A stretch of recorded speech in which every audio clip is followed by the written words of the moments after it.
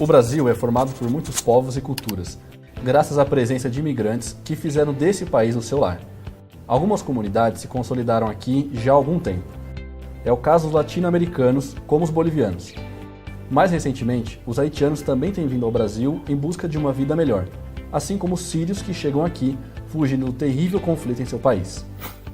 Para receber esses estrangeiros, o Brasil adota algumas regras, que variam de acordo com o país de origem dessas pessoas. Vamos entender isso melhor com as histórias da boliviana Carmen, do haitiano Pierre e do sírio Salim e sua família. Muitos trabalhadores de países da América do Sul são enganados por aliciadores, que mentem sob propostas de trabalho fantasiosas e ainda vendem documentos falsificados e vistos para pessoas entrarem no Brasil.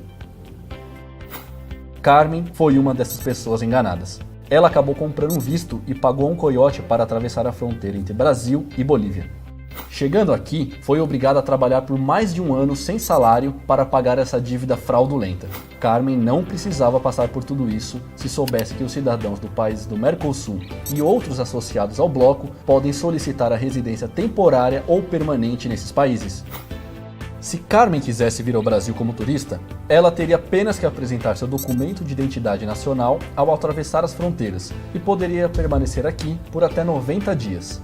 No entanto, o seu desejo era trabalhar no Brasil.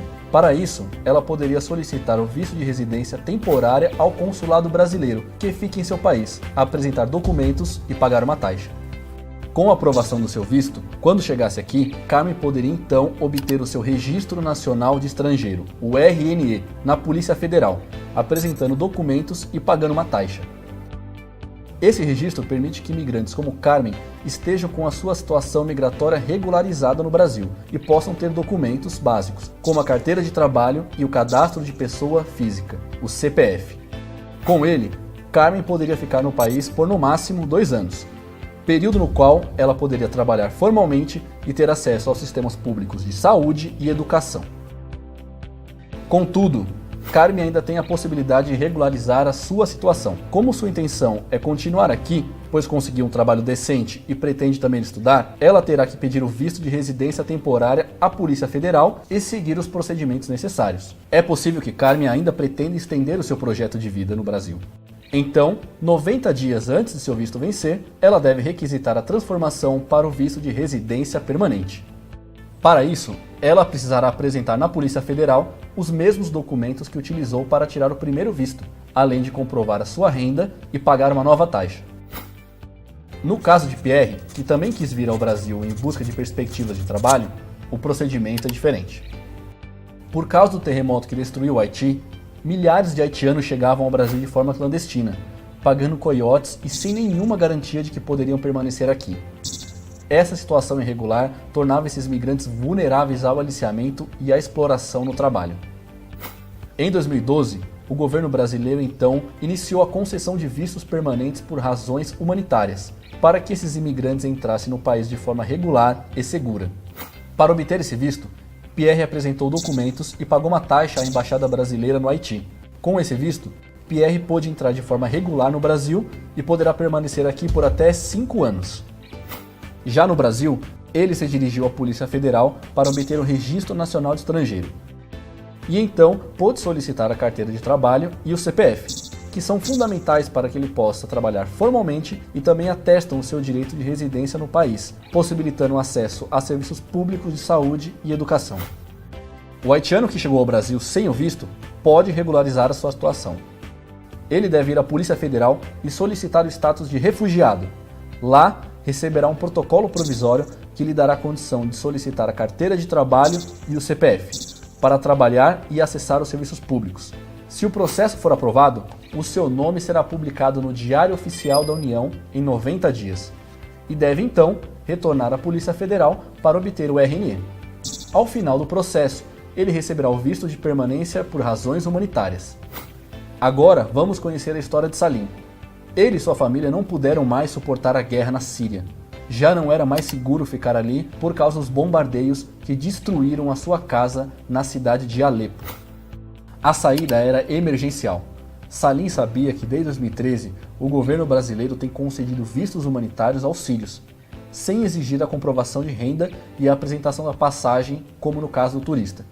Ele então requeriu seu visto de sua família à Embaixada do Brasil na Síria, que apenas recebe as solicitações, mas não está aberta ao público.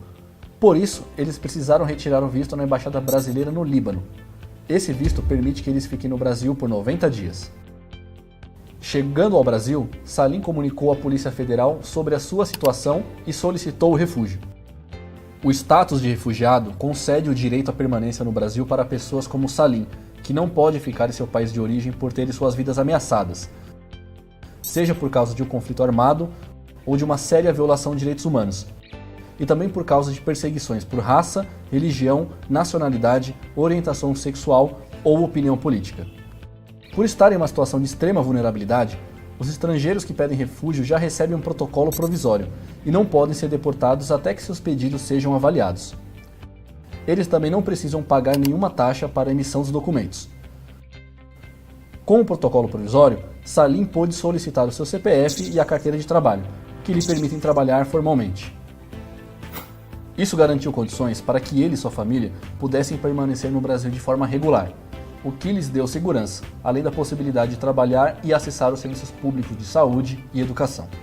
O passo seguinte foi comparecer à entrevista agendada pelo Comitê Nacional para os Refugiados, o CONARE, para explicar as razões do pedido de refúgio e aguardar a aprovação da solicitação. Quando o pedido foi aprovado, Salim voltou à Polícia Federal para fazer seu registro nacional de estrangeiro. Ele também já solicitou o refúgio para sua família por meio da reunião familiar. Se o pedido fosse negado pelo comitê, Salim poderia recorrer com a ajuda da Defensoria Pública da União. A partir disso, se Salim e sua família quiserem se estabelecer definitivamente aqui, eles poderão solicitar a permanência no Brasil após terem vivido por 4 anos com o status de refugiado. Contudo, há outros imigrantes que buscam refúgio aqui, mas nem todas as nacionalidades têm a mesma atenção que os sírios vêm recebendo nos últimos anos. Angolanos, congoleses, outros africanos e pessoas do Oriente Médio têm dificuldades de conseguir a definição do seu status no país e acabam invisíveis aos olhos da sociedade e do poder público, tendo muitos dos seus direitos violados. As histórias de Carmen, Pierre e Salim mostram como os imigrantes podem entrar no Brasil de forma regular e permanecer aqui em segurança.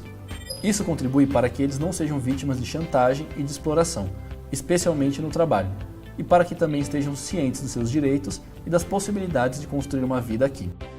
Afinal, a migração é um direito humano. As regras migratórias não são simples, mas há entidades da sociedade civil que podem ajudar, como a Pastoral do Migrante, CAMI, Missão Paz, Caritas e Instituto de Migrações e Direitos Humanos. Órgãos públicos, como a Defensoria Pública da União e a própria Polícia Federal, também podem atender os migrantes.